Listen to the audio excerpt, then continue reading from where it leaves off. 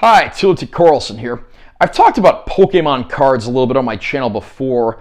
There was a time a few years ago where I was buying booster packs and doing unboxings on here. Haven't done as much of that lately just due to my budget and the fact that it's something I haven't really been able to focus on much lately. But I have dug out some of my old cards, and I thought this might be a fun time to do a video and just talk about some of the older expansions in the card game. Maybe if you're looking to get into collecting stuff and just share some of my thoughts, maybe give you a little introduction to some of the older expansions and what they were all about. So that's going to be the topic of today's video. We'll talk a little bit about, what's been released, what, cards seem to be the most in demand, and so forth. Again, I'm not making any claims to be an expert on this stuff. I'm just a fan. I've been buying cards for a long time. Of course, gone on hiatus a lot of times because of other interests and, of course, a lack of budget. So the topic we're going to look at today is the original 1999 base set of Pokemon cards. This was the very first set of Pokemon cards ever released in the United States. So, brief history lesson. The first few Pokemon card installments in the United States were put out by a card company called Wizards of the Coast. Wizards of the Coast was probably best known for another card game that had come out several years earlier called Magic the Gathering, which remains a very popular game unto its own right. Although once Pokemon came out, the tables were certainly turned. And Wizards put out the first several Pokemon card installments before the Pokemon Company themselves took over the production. In Japan, the first few installments were released by another company called Media Factory, but again, the Pokemon Company now handles everything directly. In the United States, the Pokemon franchise first came out in the autumn of 1998. The TV show actually started airing in America before the video games came out by nearly a month, so that would have been around September of 1998. And the first games to come out, of course, were the red and blue games for the Game Boy Color. Over in Japan, the games and the card game had been massive successes, and Nintendo was certainly banking on this. Pokemon was not an overnight success in North America, but once it took off, it exploded in a big way, just like it did over in the land of the rising sun. The original base set of Pokemon cards came out in the United States in January of 1999. This was before the franchise really exploded in North America, and there were 4 print runs of the original base set. The first one of these, of course, was the original first edition set. Those came out in 1999, right at the beginning. These cards were easily identified by the fact that they have an Edition 1 stamp somewhere on the card. And these cards were also printed lighter in color and looked quite a bit different from the original Japanese counterparts. The second print run was called the Shadowless print run, and these were identical to the first edition cards. They just didn't have the first edition stamp on it. And they have that name because the little shadow drop box that the Unlimited and all later cards had was missing. There's just no shadow there. So all of the first edition cards are technically shadowless, but it's kind of redundant to say first edition shadowless. So again, there's just a little bit of differentiation there. After that, we had the Unlimited run, which was the most common run. And these cards looked closer to the original Japanese version, and they had the little drop box shadow there.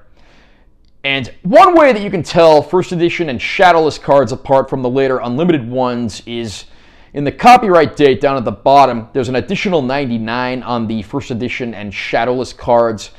You can't just tell that the trainer and energy cards are shadowless by looking at them unless you go down and look at that date. I mean, there's a few other little print differences, but that's the easiest way to make the differentiation there.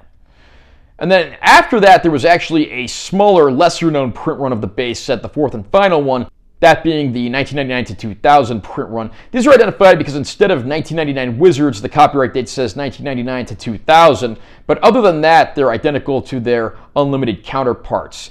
The base set consisted of 102 cards total. There was a first edition Machamp card that was only available in a starter set and not available in booster packs. All versions of that card, including the later Unlimited one, carried the first edition stamp.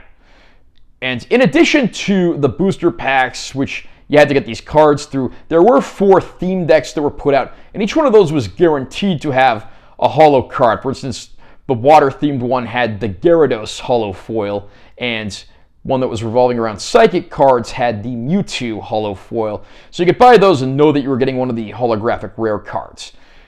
So what are those 102 cards that are in the base set? Essentially, they're broken down like this. There's several holographic rare cards. These are all of Pokemon. There's the non-holo rare cards, which are both Pokemon and a few of the trainer cards. There's several that are considered uncommon, and then there's the ones that are considered common. In America, a booster pack came with 11 cards. In each pack, you got, I believe, 6 to 7 commons, 2 to 3 uncommons, and 1 rare. You had roughly a 1 in 3 chance of your pack having a hologram card in it. And I want to point out that because there were only 102 cards, the base set does not feature all of the Pokemon. Not all of the Pokemon were available in card form until the release of the third expansion, which was called Fossil. After that, all 151 of the base Pokemon were available, although the Mew card was initially only available as a promo. So of course, Pokemon fever has never really gone away, and a lot of people are going back and trying to collect some of these older cards now. The Charizard card that was released in the base set seems to be the most popular and in-demand card, it being printed across the 4 print runs I mentioned. And this card is so popular that even reissues of it have become popular over the years. The card was reissued, of course, in the later base set 2 expansion, which was reissues of cards from the base set and the subsequent Jungle expansion. And then it also got a reprint in the more recent Celebrations expansion, which was reissues of a lot of older rare cards. If you're looking to get into collecting these cards, some of the commons and uncommons you can actually find online for decent prices if you look hard enough. Getting some of the rares and hologram cards is going to cost you quite a bit more because, again, with time and a lot of nostalgia value, these have certainly gone up in demand. But you certainly still have a chance of collecting some of those cards out there. And I had a lot of these left over from when I was a kid. Unfortunately, I had sold a lot of them, something I do kind of regret now. And I do have a few of my cards that I sent off to get graded. I might do another video about the whole experience getting my cards graded later on. But hopefully this has been an informative introduction to the original base set. There's certainly some great cards here. I love the Pokemon franchise, and this was one of my first really big steps into it, collecting the cards. If I do another video like this, I'll probably cover the next 3 expansions that came out after the base set, those being the Jungle expansion, the Fossil expansion, and the base set 2 expansion, that being a reissue of several cards from the base set and Jungle. I hope this has been helpful to you. And what do you think? Did you collect Pokemon cards back in the day? Do you still have any of them? What's the rarest, most valuable card that you have?